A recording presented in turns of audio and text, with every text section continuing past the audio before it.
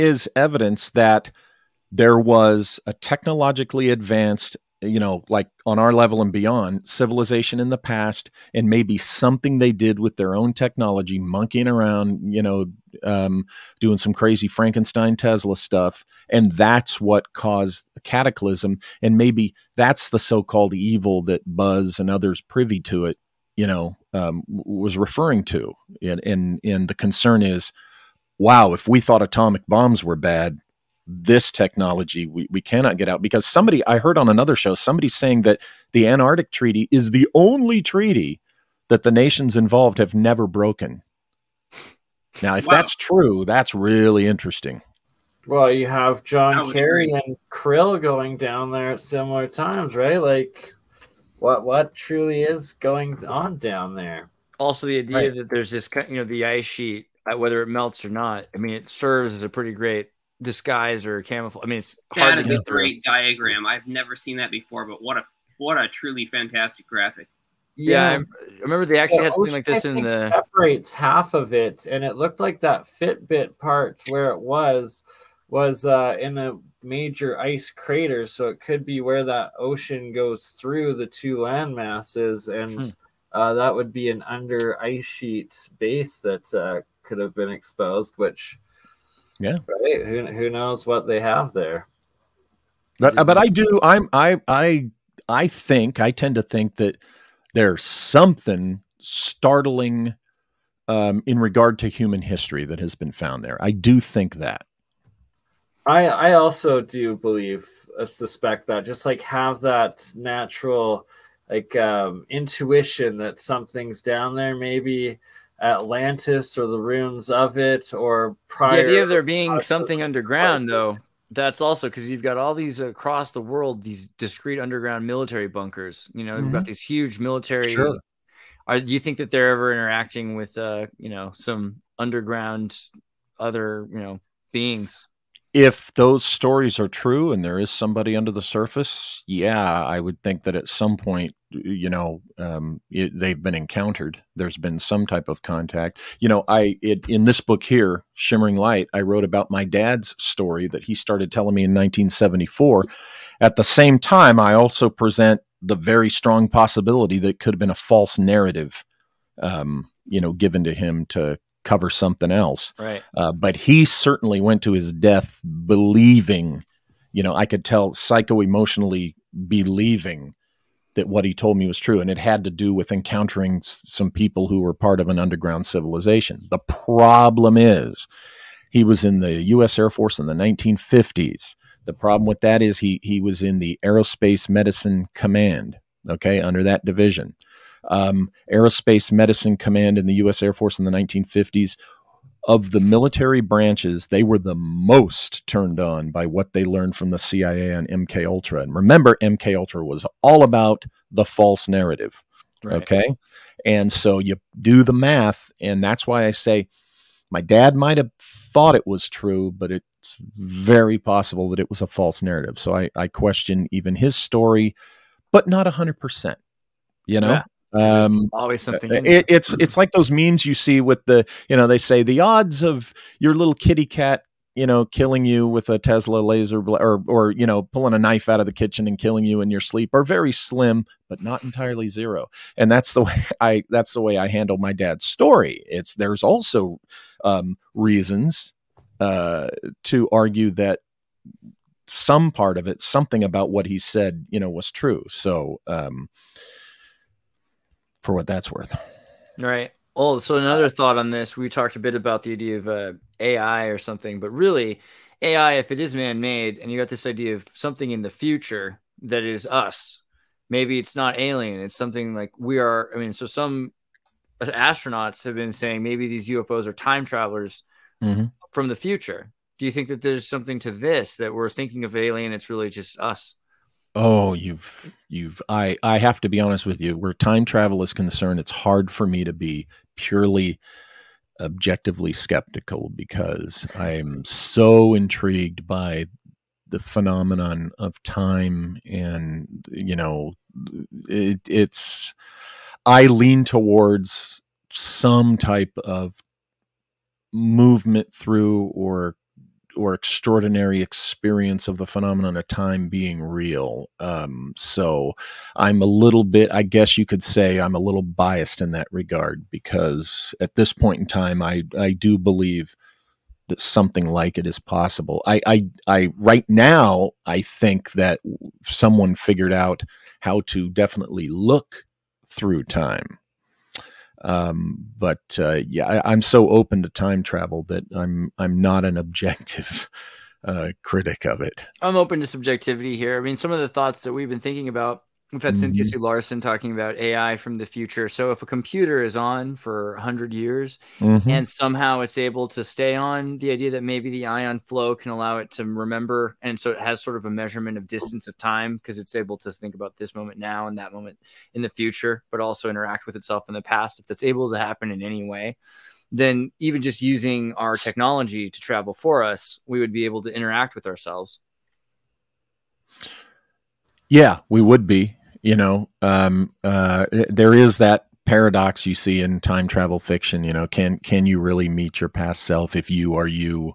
Wouldn't you just go back in time and be observing all? Could you have a Zoom call with your past self? Maybe easier. Yeah, maybe, yeah. Or I see. I do have trouble with the encountering yourself thing. I just and I don't know why. You know, it's a me thing. I'm sure other people can say, well, here's how it could be so. That kind of thing. But, you know, my view of time is that it's not just circular, it's spherical. And that somewhere in big picture, that whole idea that everything is happening at once, it's all happening in this sphere. Okay. So, you know, if you can pull yourself off that sphere or go to the center and kind of go land wherever you want on the sphere, you could land in any time period you would want. Now, here's the thing. As you're experiencing time, we experience it sequentially, right? Minute by minute, hour by hour, day by day, in a linear fashion. That's our general common experience of time. But that might be when you're on that spherical surface up close, you have to experience it in a linear fashion. But maybe if you pull yourself up off of the sphere or ball of time, that's when you pull yourself out of that linear experience of it, and you just get a bigger picture of how everything's happening all at once, which is a hard thing for our minds to wrap around and explain sufficiently. You kind of have to agree, for sake of discussion, to pretend that this is possible. And I've done those mental exercises, and I've thought about that. I've even come to this personal conclusion that it is possible to travel backward in your own personal life, your own timeline. Okay. And I believe you right now. I'm thinking, I hate to use the word believe, I'm thinking that it's possible when you die, at your point, when your body dies, you reach this point where you can, you have options. And one of the options is to jump back in your own timeline of the life you just lived. Okay. I think there's something about the transposition of numbers involved here. In other words, if you die at 71, you can jump back to your 17-year-old self and relive all those years. You know, same with if you die at 63, you can jump back to 36. And now the problem with that is when you get to, I think it's the second half of the decades of the life, and it's of your life. And what if you've only lived that life one time? You wouldn't be able to go forward in the jumping fashion. You would have to relive it and then maybe live longer the next time. And you can see, right? Because you can see how convoluted, you know, it can get. But I have played with the idea and considered that this could be done, what I just described. But I have no evidence or proof for it. I admit when I say something is hypothetical, I don't go out there in the community and say I know this to be true to get a bunch of attention. You know. Right. No, but it's interesting thinking about how, well, time is an interesting idea, especially because, and I think, sorry, Jeremy is saying he's going to have to leave, but Jeremy, it was great to have you, and we hope to do more alien scientist stuff. But the idea of time as a dimension, if we're able to. Sorry, I got to dip out, guys. No worries. Love Do you, you bro. want me to end it on your channel or See you keep later. going on your channel? We'll probably do another hour here on ours. Yeah. Yeah. Oh, and he's gone. All right. Well, we'll leave it for now. Well, I mean, just the idea of something that can measure time, like we're talking about AI, if we create a system, the way we can use telescopes, radioscopes to see parts of space, see things that we can't see with our eyes, that we could actually create something that can measure time or be in multiple times for us. Yeah. The other thought is like femto technology, the idea that we're printing, beyond nanoscale. If you could copy a moment so clearly as to have all of the quarks and quantum particles in the correct, couldn't you reproduce a place of, that was this moment? Essentially, you could take everything that was going on right now, copy it, and produce it in another part of space. And so that could be useful for just producing what we think of as this same time. We go back to the same time because we produced something that is going on forward from that time, but it might lead to slight asymmetries, Berenstain or something. Do you think that they're messing with that stuff? Like, I think I think it's possible that somebody has figured out how to mess with that. It speaks to the multiple dimension, hypothesis that each time, rather than messing with the specific reality, what happens is another timeline is created, so that you have these countless timelines. Yeah. There have been times where I have wondered. I was in Iraq in 2003, and I was doing my job, and part of my job one night after midnight in the back streets of Mosul, me and the guys I was working with, we were riding around in a car doing some shit, and we had our guns hidden, and we were wearing jalabiyas and keffiyas. We were dressed like Saudis, and in an unarmored car, which and we got surrounded by a pickup truck pulls in front of us, blocks our way in an alley. We get surrounded by 9 guys with AK-47s ready to just right at us. We obviously, nothing bad happened. Here I am. Or did it? Sometimes I wondered, did they shoot us in that timeline? And did we or I jump to a new timeline at the moment I would have otherwise been killed? Because my life after that, there's been things that just seem slightly off, things about life and reality that just don't seem to work as I understood them, life and reality, before that moment. And here's the thing that makes me wonder that is, when that happened, I remember inside, everything just went to a peaceful calm. Everything slowed down. I mean, I vividly remember looking out the windows and seeing, I can see it now, these barrels of these AK-47s, like right there on the other side of the window. I'm looking, I can see the texture of the metal, and I can see the scare. These guys ended up being the Iraqi security force. They weren't bad guys, but it was, had we twitched the wrong way, then maybe we did. Maybe they blasted the hell out of the car, but did I jump to an alternate timeline in which I survived it? And am I the me from the other timeline now living in this timeline? In other words, maybe the weirdness that I'm experiencing is I'm supposed to be of another timeline, and now I'm ill-fitted to this one. These are weird the as that sounds, it makes a lot more sense. I mean, so many people I know have gone through some near-death experience. Mandela, right? Like, for those that experience the Mandela effect, could that be an aspect of it? And then it takes into like dreaming and the lucid dreaming aspects of it. Are you going into these different timelines and fractals and realms of it? Yeah. Can you, in certain dreams, have the experience of seeing years ahead? Is the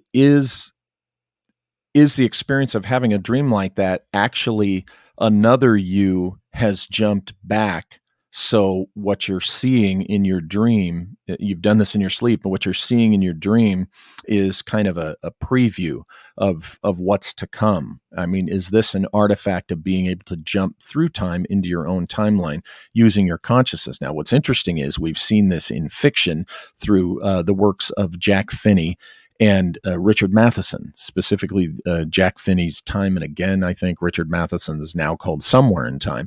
And they both used a system of time travel that was anchored to the will, throwing your consciousness, therefore yourself, back in time. Okay, now they did that dramatically. What's interesting is they wrote this stuff around the time we are told scientific remote viewing was being toyed with and developed. And it's eerily resonant with what we're told about remote viewing, what these characters in Finney and Matheson do. So did Finney and Matheson learn something true about time and our relation to it and the ability to travel through time?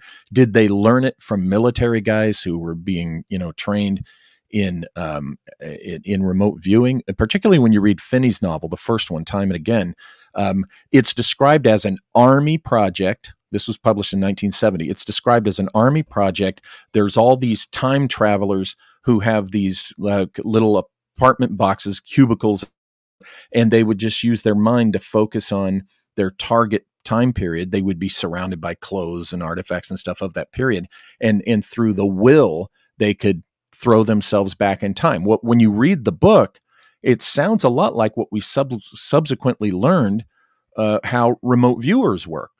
And so I wonder what Finney knew. I wonder what Matheson knew, because Richard Collier in Somewhere in Time totally does the same thing that, Finney describes. Of course, Matheson's book came out 5 years later, but they were contemporaries. They probably knew each other. Did Matheson know? An associate of mine, a guy named Seshari, he and I have some private letters between us in which we have fleshed this suspicion out about Matheson's Somewhere in Time. Sesh doesn't want me to publish this or talk about certain details of it publicly, so I can't. But it's a mental exercise. It's an analysis. But as far as the Mandela effect, I kind of lean towards I'm friends with Dr. Farrell, and he and I have had a lot of late night conversations, private conversations for years now, suspecting that maybe something to do with CERN, whatever is really going on with CERN. Having something to do with what we're calling the Mandela effect. But I think there's either multiple timelines involved there, but somebody's doing something. All this to say, I would agree with you. I agree with the suspicion that somebody's doing something to mess with past events as we go through the timeline of the now. Monkey trying to control it. Oh, Frank Zero, right? Yeah. Zero. What's up, Frank Zero? How you doing? Walter Bosley. Hey, man. Yeah. Hey, I think we've crossed paths before. Yeah. I've interviewed you many times. Yeah. That's what it is. Thank you. I'm sorry. It's just like it becomes the face is harder. Yeah. No, Walter, it's okay. Man. You do so much of this stuff. But yeah, we've done video interviews. We've done written interviews. Yes. Yeah. Okay. Yeah. Okay. Frank, do you have any questions or thoughts on space and aliens and all the things and space-time continuum affecting? Do you have any questions on the space aliens or space-time? You kind of cut out. What was that? Exactly. Something like that. Space-time continuum, aliens, hashtags abound. Yeah, no questions, but I was listening earlier to the NIMSA stuff and the Project Paperclip stuff, and last couple of minutes I was not listening, but where are we?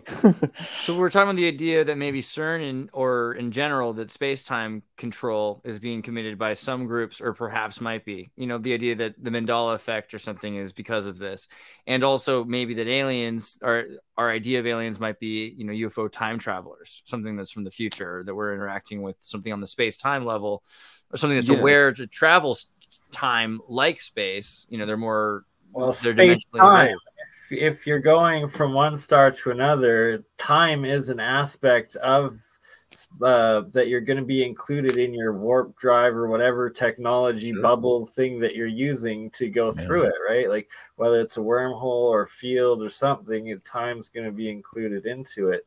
And on that part, Walter, what's your opinions on the Tic-Tacs, and is that like a time interdimensional? Is it alien? What do you think it is? Nah, that's just advanced military technology that's being developed in secret that will be intended for the military, and there's nothing mysterious about it. It's just secret. It is advanced, and that whole narrative that it's something mysterious falls apart when you look closely at it. And so no, now I'm impressed with whatever it actually may be.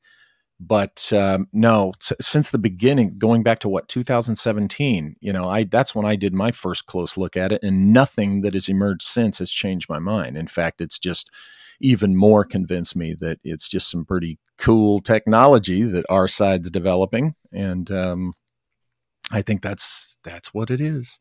But also at the same time of Wernher von Braun, you got like Arthur C. Clarke, and there's a big push again, similar to the 1800s, to have contact with something, right? Like, are they propagandizing that, or is there really like a lust for interacting with something new? Like who propagandizing what? Well, like Arthur C. Clarke comes to mind. Just the idea of saying that we should be making contact, we ought to be trying to. I mean, Reagan made a speech, right? Sure. Yeah. I think that's a natural human desire to look. That's what fueled, coming to the New World. The Europeans they wanted to, it was time to go find some new place to, exploit the resources and such. And so, it was the same sentiment. We got to go to the New World. We got to go to the New World. Oh, there's people over there. The people of the New World. Atlantis.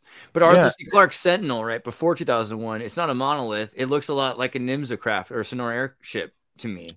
Well, on the cover of that book, the artistic depiction, and I think you could argue the description, right? Spy balloon almost, but it's in between Nimza and Spy Balloon for sure. But this is before the monolith. So before the monolith, we're looking at things that are a lot, again, more similar to the older depictions.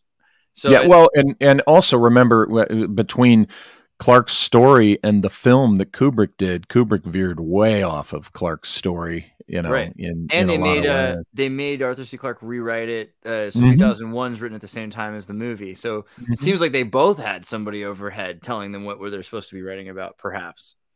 I would say that Kubrick, I'm in the camp that Kubrick was trying to tell us something. And no, it's not that we didn't really go to the moon and he faked it. I am. He's got bigger things to talk about. I'm not in that camp. I that's another thing I laugh at. But he had to fake the moon landing on location, so it was expensive. Yeah. Well, don't get me wrong. When Kubrick changes something, might have shot some scenes on the ground ahead of time and then use them if and when they encounter. I don't think so. Yeah, but this isn't even about the moon. Like, what is it really about? I think the big secret about the Apollo program is that technology that they used to get there, and especially to leave the moon, was just it was somewhat what we would call exotic. I think that's the big secret. But the stuff we saw was on the moon. We did go to the moon. We haven't been told, in my opinion, we haven't been told everything about the technology used to help get us there and back. And we have not been told everything they found there. That's what I think the big secrets to the moon landings are. Walter, do you think that when they, there's so many little stories and you read so many different ways or sources that it could have come from, but do you think that they really were sort of intimidated by some craft on that crest above them as they were landing? Do you think that story has any validity? Here's the thing. I don't think that story has validity, but I think there's a nugget of truth in the suspicion of something along those lines. Sure. I'm not the only one. There's been people before me that have been trying to point out that particularly our early space program seemed to be some type of palm leaf to something or someone out there. Yeah. I think Joseph Farrell's one of them, but he's not the only one who points out that this plaque, we came in peace, to the moon. was to try to convince somebody out there now that we really were coming to in peace. But I think it's very possible that, yeah, something more is known about who's out there and what's out there, and maybe they were walking on eggshells. Maybe there was something, because it's something to those stories, not specifically how it's told with the big craft. Right. But look, that's possible, because if Yeah. there's another civilization able to do that, why not? Why couldn't they have had their ships watching, saying, "Hey, here we are"? I'm not discounting it entirely, but there could be something about the nature of the moon itself. You know, Yeah. I mean, they could have gotten there and just seen everything Richard Hoagland has tried to like put in 5 different colors or to get a us lot to of go. it. I'm not buying the glass dome thing, but I certainly have no problem with the idea that they found some type of ruin there. Yeah, majestic structures or something would have been enough to mystify them, you know. You know, so I think, and then you hear the stories that the astronauts themselves, you know, I think through legitimate sources, they really did say this, like the weird murkiness of their memory, the weird nausea that would overcome them when they tried to go veer too close to certain details. You know, that was my other question for like for 30 you. days, right? They were isolated for 30 days when they got back, so they weren't able to have contact with anybody. That was my other inquiry. Like, if we have all these different situations where the astronauts seem kind of off, and if we throw away any information about it being faked and them just hiding that, why did they come back in that first conference? They were so soberingly like haunted. Because of maybe what they saw. I mean, think about it. They were up there. They would have been the ones firsthand seeing things that, you know, hypothetically that we still don't know about. And maybe it was very sobering. Maybe what they, you know, maybe the ruins they saw up there, you know, that can be sobering. Now, I have not personally verified these kinds of stories that we hear.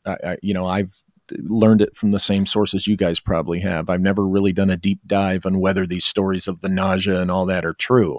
To the extent that I'm aware of it, I come away with the impression that, okay, this looks legitimate, but yeah, I at the very least, I'm okay with saying, yeah, I think they definitely saw something up there that we're not being told about, that's been kept secret. Why do you think that Buzz Aldrin like told that little girl 3 years ago when she said, you know, how was it? It must have been really exciting. What was it like to be the first man on the moon? And he went, well, the big secret is we never went. And then he smiles very she's like, why didn't we ever her. Go back? And then she said, she asked No, why we never go back. He goes, we never went. Yeah. And there's a couple of other quotes. I mean, still. So we didn't. He said, well, we didn't go. We didn't. That's the thing. Are we looking for layers of mind control? Are we looking for layers of secrecy and the emotional reaction as such? Or... Here's an interesting thing about that. You know, again, in my book Shimmering Light, I talk about remember, the Air Force was the most turned on of the military branches of MK Ultra. They went off and started their own independent MK Ultra program. This was under the U.S. Air Force Aerospace Medical Division, okay, which was directly involved with putting man in space. Now, we know MK Ultra was real. It's not fantasy. We know the Air Force started their own independent MK Ultra program. That's history. That's not fantasy, okay? We know that the Air Force was the ones who really started our manned space program. So why would we suddenly, if they had developed MK Ultra and we were using this to cover secrets, we know that the CIA came clean in 1973 that they had been messing with this all through the 60s. Why not NASA? So the evidence suggests, okay, that the Apollo astronauts, Apollo 11 specifically, and any of them that went up there would have had this applied to them upon return. And that could explain the murkiness. That could explain the reluctance, the awkwardness. That could explain the morose sort of question. How they go in, how we would go into these weird different answers or thought processes stuff, and especially Just like a out of sight, out of mind, out of mind, out of sight hex on us all. Yeah, or just even a false narrative laid. Remember that's what MK Ultra would do is to suppress the actual activity. What they were seeking was to be able to lay a false narrative in the psyche over that. It's called psychic driving or piling or something like that. And this is what they were fooling with, and this is what they were having some success being able to do to a degree. So in my opinion, that's what they would have done hypothetically to the Apollo 11 astronauts, any astronauts that went to the moon.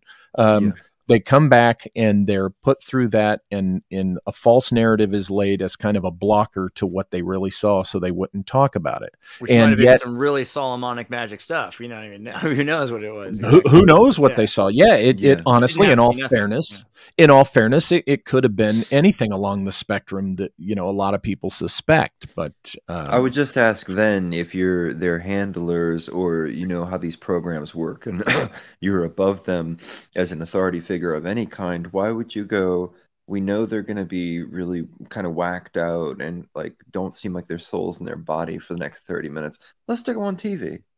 We already got the whole... They waited 30 days, 33 days or something. Did not know that. They were kept in isolation for 33 days. Okay. Quarantine. I did hear that, yeah. They were in quarantine, and look, what my dad went through, when I was on active duty in the Air Force, I was told by someone who up the chain from me, not in an official, this is how they do things. This is how they tell you some of the juiciest stuff. It's not in an official briefing. It's a side conversation, in your off-duty hours, okay? I was told what they did to my dad involved hypnosis, and they suppressed his actual memory of the real events that happened. And get this, they keyed the renewal of the hypnosis to the cycle, to the full moon. So the way they did it was every month when he would see the full moon, it would reactivate in his psyche and suppress. But here's the thing they couldn't control. It was kind of it looks like bipolarism because the mind is struggling with this. And I was told that through the years and over the decades, it begins to break down a little bit, and it affects the person deeply because they know that there's a truth in there, deep in there, but they can't quite reach it. They can't quite bring it to the surface, but they're more than willing to talk about what was likely the false narrative. And my dad would get really emotional. I mean, this was not fun for him. And so when you look at, in fact, I think there's one press conference, right, where all the Apollo 11 astronauts, I mean, they've been back for 30 days and they're still just kind of, really, they're like really depressed or almost nervous. It's strange. Project Capricorn? The film. Tell me what it is. The movie. The film with O.J. Simpson. Capricorn 1. Yeah, a high school buddy of mine. I'm sorry. A high school buddy of mine, his dad was a helicopter pilot in Hollywood, and he flew one of those choppers in the movie. Oh, that's really cool. Yeah, I definitely saw that movie. And here's the thing, a lot of the rumors about we faked the moon landing did not emerge until after that movie came out. Oh, and you want to know where the origin, at least the credited origin with the we faked the moon landing came from? National Lampoon? Just kidding. No, right here where I live in the San Bernardino Valley, the guy was, he was at the time, I believe, a University of Redlands student, but he lived right here in Redlands, which is a town I go get coffee in every morning. Oh, yeah. And so right here in the goofy old Inland Empire, Southern California, that we faked the moon landing. And I'm as I understand it, it might have been motivated by to that idea. Yeah. Movie stores. Yeah, of course. Cause it's, right now we've got the most cynical society I think we've ever had in our history. So everybody wants to say everything's BS. Well, it's one thing to say, some of it is. Everything is BS, but it's about something true a lot of the time. So we have to find out what it was really about. You put a lot of money into it, but it makes me wonder, like, why did the Soviets, what do you think about the Soviet space program? Right. I mean, they didn't do it, or what? What's going on with the Soviets? Well, here's the thing with the Soviets, and I worked against the Soviets for a while, so I had to be intimately familiar with how they work. I read that Spy versus Spy in Mad Magazine. I saw you. There you go. See, that's it. That's how it works. Here's one the thing you've got to give the Soviets credit for is, man, they've got some good logos and poster art. Gotta admit, that is pretty cool.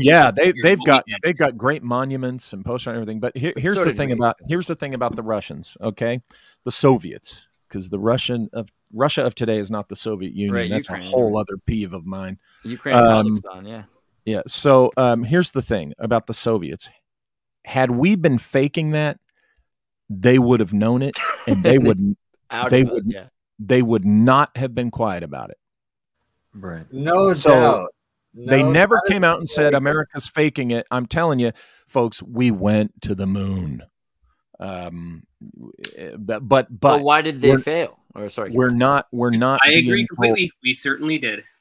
We're not being told everything that was found there is what I think the big secret was, and part of it And also everything that was technologies. used. Like, Well, My now, point with here's Capricorn 1. the thing. Go, Walter. Sorry. The Soviets might have had. They might not have been able to. It might have been the life support issue. Our life support systems, I think, were better than theirs. Remember, they used to just throw people up, and let them burn alive in the rocket. That's how we'll learn what we can learn. They would do stuff that, not that we didn't do heinous stuff, but as far as we know. Joseph Farrell in your chat saying one reason they failed was because their big lunar boosters were sabotaged. That too. See, Walter. No, I'm just kidding. There was stuff going on, but that I mean, we wouldn't have been able to get to everything. If they could do it, I think they would have done it. That's interesting about the medical. What did you say earlier? The program your father, the medical. Well, he was under the command of what's in the Air Force Aerospace Medicine Division. Aerospace medicine. So the fact that aerospace medicine might have been the problem, and you think maybe we got our aerospace medicine from somewhere else. I mean, that's kind of interesting. We had maybe. No. When you say somewhere else, that makes it all mysterious. Not necessarily aliens. Yeah. We what we did was the combined effort, because ours were no slouches.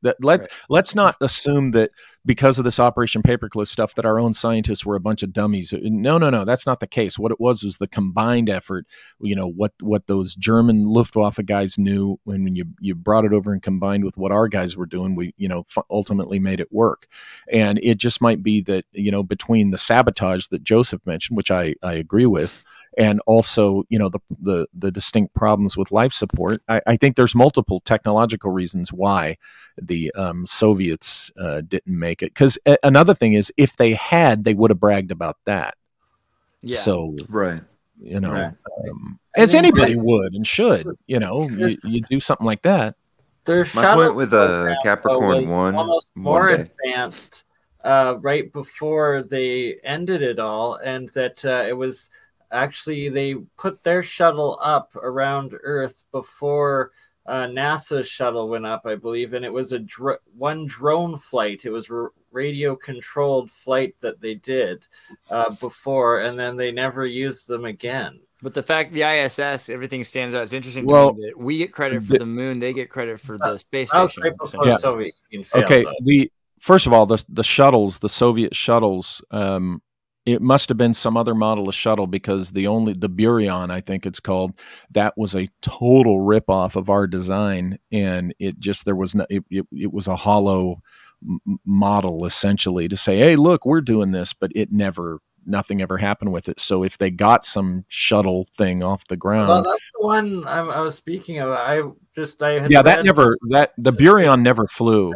No, it never went up. Okay, my mistake. I thought I had read that they sent it up once before, and it was unmanned. It was radio commanded. No, that sounds like that's, from what I understand, that's an apocryphal tale. Story could be. Yeah, it sounds like the Nazi missiles with TVs on them to be more or less the first type of drones, but unrelated to air and space.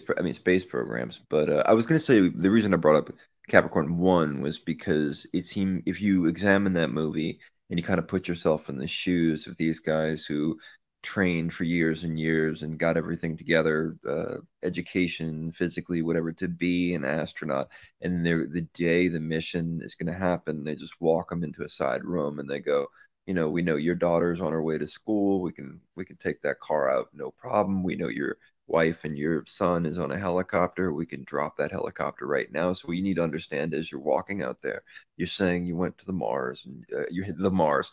You're saying you went to Mars, etc. And I just use that example to be like, well, if I went through all that, I really had to lie about something so colossal after trying so hard personally, I would look exactly like the astronauts in that 33 days after you know, kind of weary of the hand that feeds me with NASA and the government Sure. now, and also just kind of Sure. scared for my life, or scared for what existence means now, or you can't really tell what's going on with their existential breakdowns. But I think that a lot of other note I wanted to add in Paperclip, when you guys were talking about it earlier, I think we always overlook a lot of stuff that we brought over that wasn't just because we needed rocket scientist von Braun. And I think the intelligence sector, and as far as us arming it and throwing it back into Germany to fight Russia and everything else, I think those were huge pools of stuff that could have gotten far into exotic weaponry, the crossover between exotic occult concepts and stuff like that. I don't think we got, like, you know, the Vril team, or they disappeared on the Glock. Well, there was no such thing as a Vril. The Vril and the Hanabu, that's all bullshit. We were saying that earlier. And the thing that was the Vril. Whoa. Even The Maria Vril was flying saucer and the Hanabu are all bullshit. That's fine, Walter. I thought you were saying there's no Vril. That you're right on the saucer. The saucer stuff. Sorry. Well, how are you defining Vril? Are you defining it's like a orgone energy, like energy that was used by these super long-haired women who were not the Thule, they were not the Black Sun, they were not. Wait a minute, you meaning that Marina Orsic stuff? Well, her group of women who were working with scientists, she came up with 400 pages of how to design the supposed Hanabu, whatever, in High German and Latin. And L. Frank Baum came up with hundreds of pages of The Wizard of Oz. After Blavatsky, because he was a Theosophist. I get your point. I mean, I do get your point. It's questionable. The whole Maria Orsic thing has been proven time and again to be very questionable. Really? But the thing with Operation Paperclip was what was driving it was not von Braun or even the atomic scientists. What was driving it were the aviation medicine scientists of the Luftwaffe and American aviation medicine scientists. It was putting man in space, and the reason von Braun, they wanted him twofold, was obviously for the weaponry they could use, but just as much because, you know, they thought, hey, he could build rockets that'll get us into space, which he ultimately did. But the real driving force was the goal to put man in space. That's what was really driving Operation Paperclip. But I think there's a lot of mind control in there too. So, like, what we see. Oh yeah, they got the MK Ultra guys. Yeah. They got my labs, which was more important to them sometimes. Sure. My labs and the induction experiences, as well as aspects of the occult that may or may not be related to German occultists. Yeah, definitely would have been. Were among those scientists. Absolutely. Right. What is the number, Walter? To me, it's 150 to 300,000 high-ranking SS brought here and made comfy, and so either in Huntsville or I don't think there were. Well, not SS. I don't think there were that many. It's supposed to be like 30 to 50,000, including families, and then there's 300,000 German soldiers' families who were brought from the Druganovich Trail to South America, but not necessarily. I know about Paperclip. A lot of spreading around in South America. Well, when I think Strughold, Hubertus Strughold, no, not Strughold, but another guy off the top of my head, I'm not remembering his name, but when it was discovered by journalists in the United States and Canada, how deeply involved this particular guy had been involved in the heinous experimentation in Nazi Germany before and during the war, before we got a hold of him, the U.S. Air Force was embarrassed publicly. So here's what's interesting. They didn't hand this guy over to the authorities back in Germany. They escorted him on a plane and sent him to South America, where he was received by Germans there. This was the U.S. Air Force did this. So I find that, and that's in the actual, mainstream history of Operation Paperclip. It's like, whoa, wait a minute. It used to be, it was supposed to be that they would say, well, you're going back to Germany. We can't have you here. But they sent this guy to South America. Colonia Dignidad. Well, somewhere in Argentina, and then where he ended up after that, I don't know. So, what does that tell you? What arrangement did they have, or who did they know was down there that they handed this guy off to? And Bariloche. Just to say really quickly, Hitler is supposed to have gone to Bariloche before going to San Bernardino, because Paraguay, it's easier because there's less socialist Italians than there are in Argentina. But when he got there to Argentina, he went to Bariloche. Today, Bariloche is where the Atomic Research Center so it's their own little mini linear accelerator in Argentina and connected to the hydroelectric power plant. So there's a lot of stuff around there. People have these stories in El Buzón of UFOs. That's the epicenter in Argentina for UFO stories. Did anybody watch Hunting Hitler, a special forces operator, Green Beret guy? Can't think of his name. I also swam that lake when I was in Bariloche to get to the island where his big concrete stone manor is supposed to be. But that's again one of the reasons why I was convinced he went to Paraguay, because there's a lot of evidence for getting him out into San Bernardino. When San Bernardino today has got the most poisoned lake in all of South America, like nothing can live in it. It's all. I think Mengele and a lot of people like that kind of came in and out of this arrangement. They could have had another safe place, or they could have met here, or whatever. But nope. I thought I had another point. Well, that's a good point you bring up. Under Alan Dulles' CIA in particular, I could totally see Mengele possibly, having come into the United States for he was whatever MK reason. Ultra's Dr. Green. We had a few mysterious MK Ultra doctors, and when you look at the actual interactions with patients or survivors or whatever, there's certain doctors never had normal names, and Dr. Green, seen by so many people around the world or whatever, is supposedly Mengele. Like I said, I think he had a comfy spot, and then he still went out and did his own adventures. But I think a lot of what turned into aspects of MK Ultra, even the abduction phenomenon, uses Nazi exotic technology and their knowledge of mind control mixed with Ultra, or however they figured that out. Do you think that the Air Force, the 3705th Bomber Wing, or do you think anyone in the Air Force carries out my labs, Walter? That's another thing I have. Richard Doty directly said yes, but I was like, what? Okay, let me tell you. This is not a person I'm taking. When I was an OSI agent in my first year, there was a special project that I was a counterintelligence guy, and I pitched what we call a development case, a development file, to my boss, and they said, yeah, you can do it and stuff. But I got a total cautionary tale briefing about Richard Doty, and hey, we want to avoid. It's like, this is Richard Doty. Don't be Richard Doty. And this was before he was, I had ever heard of him before he was public. This was in 1994. Okay. Wow. And I was told, you want to avoid being this guy, Richard Doty, because he embarrassed the hell out of the Air Force. And that's what it was. He was used as a cautionary tale.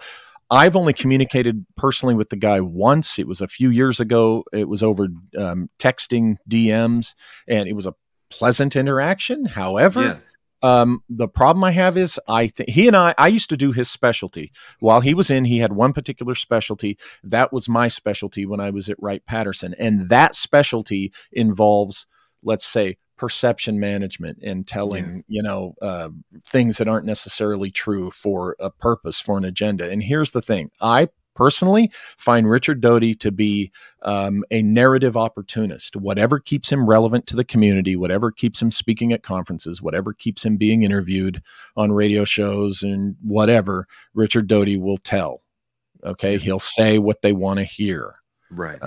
But so therefore I personally, because of all that, I generally don't buy Richard Doty's claims. Well, you've forget seen body that. Language, Where you've do seen my the labs speech come patterns, from? You've seen all that same stuff that I was looking at too, hey?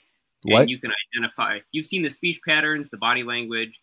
You've watched it closely and identified those same tells that I've watched when he's talked. Same thing with Corbell. Yeah, Corbell to me is a carnival barker. No credibility whatsoever. We're also about like 10 minutes late or to the end, so I want to ask a couple questions. Sure, go ahead. One someone asked was about whether you believe, and we kind of talked a bit about the underground military bases and breakaway civilization. Do you think that there is a breakaway civilization simultaneously existing somewhere isolated from us here? Here's what I think about that, because I've changed. I used to use the phrase breakaway civilization, which it's an excellent concept. It's an excellent definition. And we owe, Richard Dolan coming up with the definition. And that, is a very good Corey definition. Good tried to sue me for using it. Oh God, Corey Good. I'm sorry that you had to go through that circus. Here's the thing. I think the the word civilization is too big. You know, it causes people to think Factions of this breakaway. I say group. Faction would be another good word. And here's the thing: these breakaways, they coexist with us in this world. They just have access to, as Dolan defined, they have access to resources, both material and financial or whatever, to do kind of their own thing and have access to technologies that we, the common masses, don't have, and the ability to develop these things. So what it is it amounts to their existence is, you know, that much better than ours, and certain technologies they've developed may be asymmetric to, you know, the line we've followed. So like Elysium. Yeah, kind of, but on a much lesser scale. But Right. yeah, so I think these breakaways exist. Absolutely, I think, and I think there's probably more than one of them, but it's not as far developed or as wild as people's imaginations like to think. TR3B real or part of that, or just a conspiracy? The TR3B? Yeah, like then you're getting into, you know, possible. I've got no problem with you know, the like the Aurora, the TR3B, something being a nugget of truth about that, because I mean, you learn pretty quickly when you look at that stuff, particularly if you work around that world like I did. Look, whatever. For example, this is one example. Ours is not the only one who does this, but the U.S. Air Force. If the U.S. Air Force tells you aircraft A is our most advanced aircraft we have, you can bet money that that's not the truth. We have something you don't know about that's probably, at least in a practical application, 20 to 30 years ahead of what we're being told aircraft A could do. And here's another thing. You're told aircraft A has this ceiling and that speed. I guarantee you the ceiling's higher and the speed is faster, the capabilities. That's just common military sense, good sense. But also you can bet that there's something in being used in practical application that's going to be, you know, what you'd call 20 to 30 years advanced that they're not telling you about. And again, that's also just good military sense. Right. Also, we've got this idea of, you know, whether space is being faked and the moon's being faked, but also if it's coming back. Because if we're supposed to be able to have been there before, why are we not? When are we going back to space, in your opinion, if we're going at all, or whatever? Or are we already there currently? I'm already there currently. I'm convinced of that. I think that whole discussion's a moot issue, because who says we ever really stopped? I just think they've always been doing the secret missions to space, and we haven't really stopped our man presence in space. You know, we claim that narrative to the public, but there's no legitimate reason to assume just because they told us that we haven't. My God, please, come on. Look what they told us about other things, you know, that wasn't true. But yeah, I think we've been up there. According to NASA, they lost all the technology, and it will be a, quote, very painful process to rebuild back up. Yeah, right. Of course, that's NASA, right? Never a straight answer. But see, that's NASA doing a sleight of hand. Don't look behind the man behind the curtain. That's NASA telling you about them, allegedly them. NASA isn't speaking for whatever secret manned space program that the military has. And no, it's not like this advanced Starfleet crap that, you know, the jerk Corey Goode has, you know, claimed and lied about.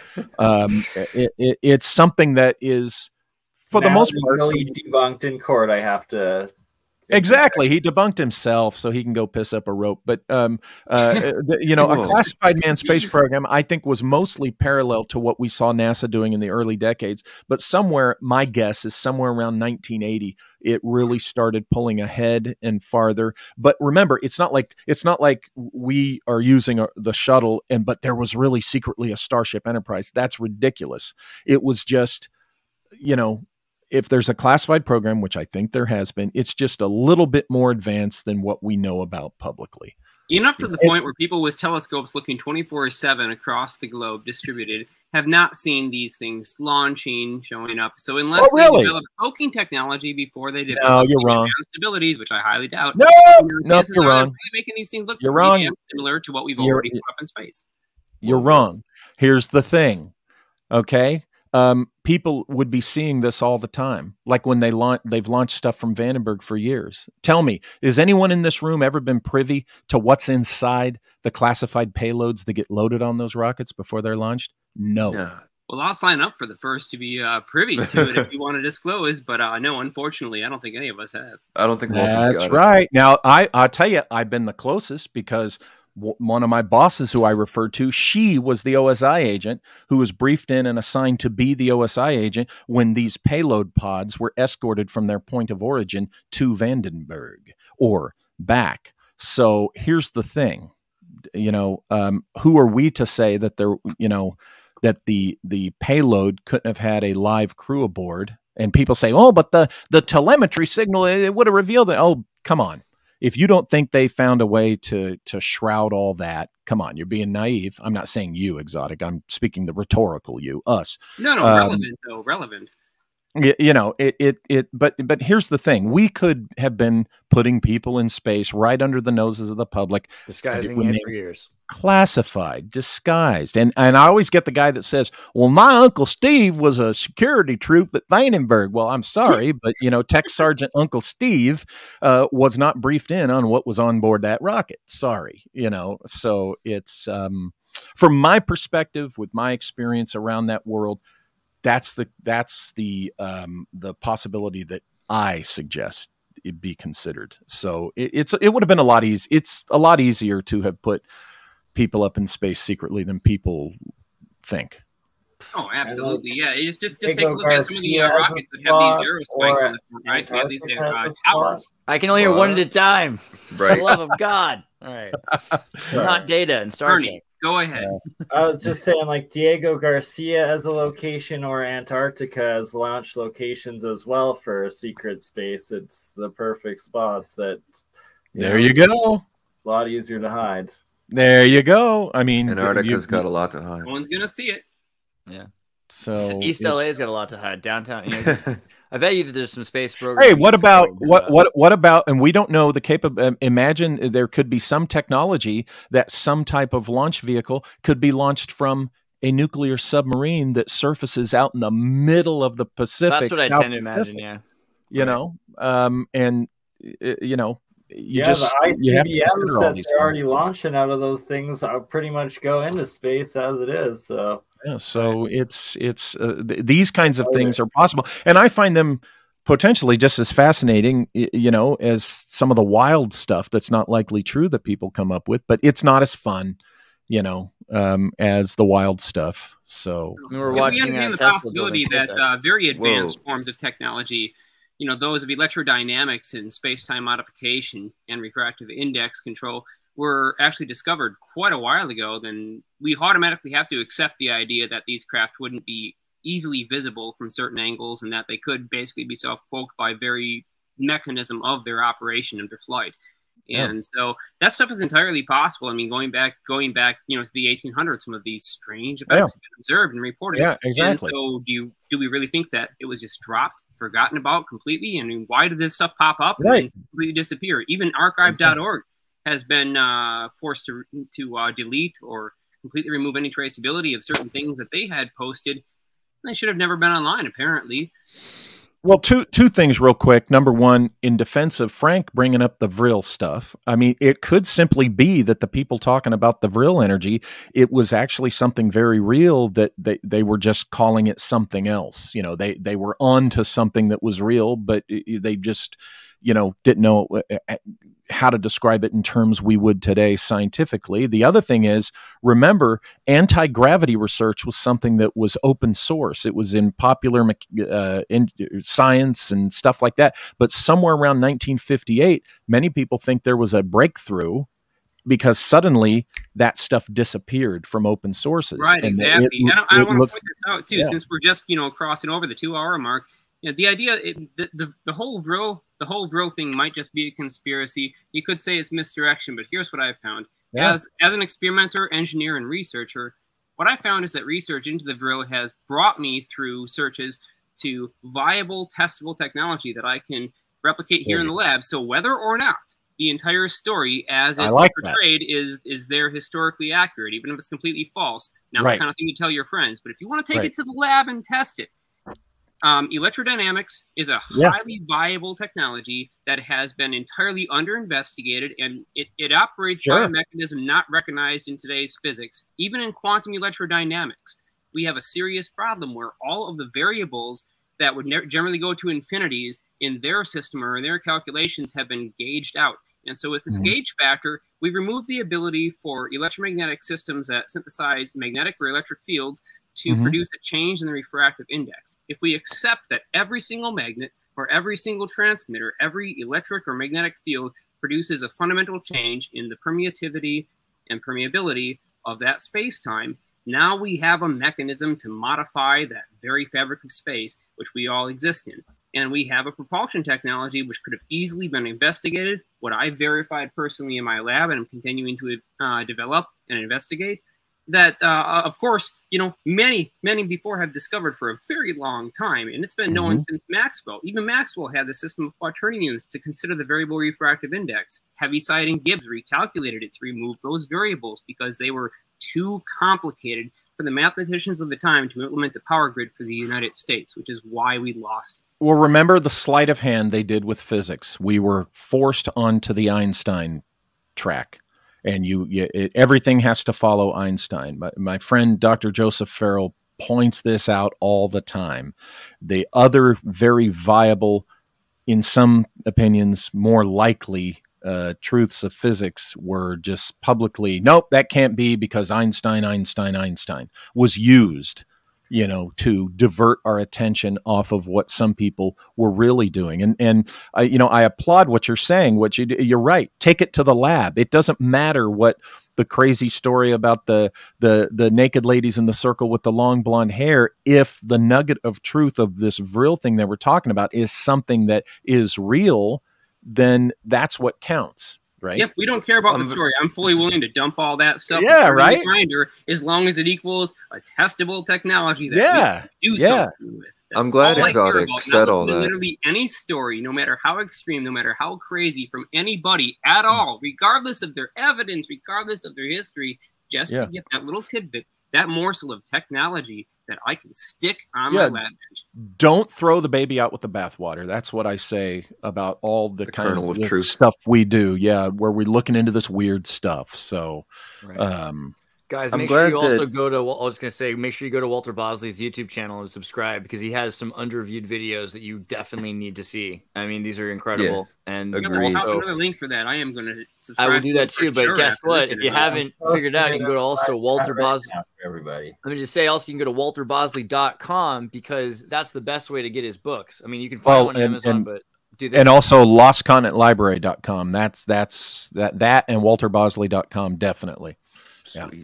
Right. And so you can wait, lost. I spelled it wrong. What did I do here? One super chat before it all starts. What does Walter think of Giant of Kandahar story? You know, I personally, I would love for that to be true. I lean towards it's not, but I'm always open to hearing because I still have a lot of fun with this stuff. I mean, come on, it's fun. And you just heard me say, don't throw babies out with the bathwater. That, you know, I always ask myself, what's the nugget of truth to this story about the Giant of Kandahar? You know, I don't just dismiss everything. And that one is intriguing. That's a lot of fun. And it's been changing on the internet. One or something, and that could be the truth. And sorry, I just wanted to point out one quick thing. The Buran did complete one uncrewed space flight in 19. Oh, it did? In 19. Oh, wow, okay. Uncrewed space flight that it completed safely. So it would have been drone remote controlled in 88, and then so half of my understanding was true. It was definitely a design ripoff of ours, but the fact is they did put it up there in space. All I was going to say real quick was I was glad Exotic said all that and even said take it to the lab and the bench and test it out for that. That's truth. right. That's right. On my side, intellectually, just reading everything, I came to the conclusion that that's where that would definitely be the outer world. The inner world, if we're just to understand concepts, is it somewhere between Oregon and Chi, like it's invocable and buildable in the body in some way that would work the way that those martial arts that are dependent on chi and not just using it as part of the striking process or whatever works. But then I saw so many psychosexual, psychedelic kind of crossovers in the explanation.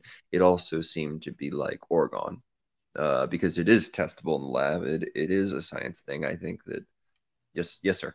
I was just going to say on that issue, that reminds me of check out Joseph Farrell's work on the atomic bomb explosions and at Trinity site, the tests where there seemed to be an extra burst of energy that was more than the sum of its parts. In other words, the atomic explosion seemed to trigger an effect that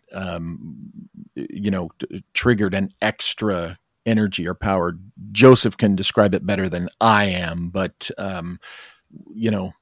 it could be that when you're talking about the chi and the orgone and then the vril, it could be kind of in that vein of there's something out there that's more than just the sum of the parts. Right. Yeah, the one warning, the piece of advice I would give to listening to wild stories is anybody who has advice or information to offer you, regardless of whether or not it seems believable, listen to it and consider it. If you can model things in your own mind, which I should say is a requirement for any investigator, model their story in your own mind as if it was completely true. Consider that they might not be remembering it correctly. Maybe they're not even deceiving you. Maybe they are. But look for those tidbits of consistent information which align with things that you previously learned and seem to form a bigger picture. If you can pull those pieces out, take all of what you can, because even people who are sent to mess you up, throw you off your course, have generally information which they'll accidentally speak about to give you enough so that it's a partial truth. And if you've got the discernment, consider it as possible in your mind for that moment, but don't let it affect your perception of reality after you leave that conversation. And that's my warning. Do not adopt that into your total perception of the world until you actually test it or have some proof. But consider it possible in the moment where you have access to that information or while you're being told that story. It's the only way you're going to get any kind of viable information out of these extreme sources. And we've got to be really, really stringent with our investigation. Not overly skeptical. Doesn't matter how you perceive outside in that moment, but you've got to remember that there is a consistent reality which aligns with many other experiments, many other perceptions that you'll have by that point. And if you can link it in and it all makes sense consistently, you've got a picture that you can do something with. Yeah. All right, we got one last question here. Bosley, any thoughts on Burkhardt-Heim's theory? I'm not familiar with it. Neither am I. Sorry, I'm sorry, Compliziert. Oh God, I butchered that. Compliziert. I was messaging with Joseph Giza Death Star community in your live chat there, and he's down for coming on to another one of these with us. We'll aim for 2 weeks' time, so I'll be in contact with you, Walter, and if you can email Joseph, and I'd love to really get into his alchemy of free energy and so many more of the over unity physics and amazing research that both Joseph and you have gone into over the years. Yeah, and everybody check out Walter's books, but don't fail to check out Joseph Farrell's, all of his books, and then Peter Levenda. And even Jim Mars is part of this like triad that I thought were the most important people the last couple of decades, really getting the kernels of truth, the most genuinely out or collected in one book than I've seen. I would have to read 11 other authors to get the wrong idea about Nazis in Antarctica.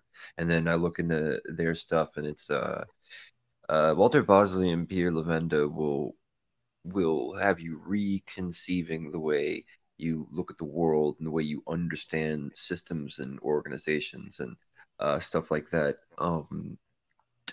Joseph Farrell has so much. It seems like he has 9 lives. There's so much technical information in there, and then he'll completely switch topics, and then he'll go back. Actually, let me do a 7th book on paperclip and mind control, or just whatever. He's like the legitimate. I don't want to compare him to David Childress, because that's more anthropology and archaeology. But he's like a hyper legitimate. But I know he's watching, but I'm gonna give you a little tidbit that you can just put in your back pocket. As diverse as you see Joseph Farrell's works, he does have, it's coming from an overarching hypothesis. Oh, I can tell, yeah. Especially the way he references his other stuff. Yeah, as you get further into it, you know. Yeah, and which really even cool. I am anxious for him to finally get to, and you know, because as long as I've known him and we've had private talks and stuff, and I get a little bit of insight, you know, it took me, I think, like 4 years to understand what he calls the metaphor. He's probably laughing right now, and I still am not a master of it. It took me 4 years just to grasp, you know, the basic concept. So yeah, and Peter Levenda is really great. I had the most polite falling out with him with his decision to go forward with the TTSA. There's actually an interview where for an hour and a half I'm just stoning him with like, so why you? Why, Peter? And then I'd re-explain to him how significant he was already, and then why teaming up with Blink-182 would solve anything. But and that still looks like an embarrassment to me. But he's one of my favorite authors for the past decades, outside of comic books. And I don't know, I highly recommend Levenda's stuff. Maybe not post TTSA, because even the books that he wrote with TTSA, I did not find moving beyond a like Ancient Aliens episode. I think that was a gig for him. Sure. A well enough paying gig, and he had to stick within their narrative. You know, in his defense, I also think Tom DeLonge was used, you know, by perception management operations guys. But that's another. They were discussion. asking for thousands and thousands of dollars to build a spaceship, and they were releasing children's books and all sorts of things, like, you know, pencils and backpacks before they did anything legitimate. In general, I'm sorry, man. What's that? Anything like cultish and releasing children's books, not a good combo in general, usually, right? Well, especially if you're saying you're going to bring out the big truth we've all been waiting for, but you're going, wait, first, help us crowdfund a spaceship. We need to just build one. Exactly. That's the first goal of you learning what you've seeked all these years in the answers and esotericism and ufology and etc. And Peter Levenda covers a lot of esotericism and well. Yes, he does indeed. So, well, thanks, guys. I appreciate you having me on in this discussion. Thank you so much, Walter. It was amazing, and yeah, I'll be in touch, and we'll make sure to do this again in 2 weeks' time and include the amazing Joseph P. Farrell and just bringing these minds together. It's been an honor. It's awesome, and thank you for all you've done, good sir. Thank you. Yeah, thanks, Walter. I forgot to bring up the hitchhiker effect, but we'll do that one on the next one. We'll do that next one, yeah. That's a whole other hour. So okay, cool. Thank you, everyone. Thanks, guys. Much all right. Peace, everybody.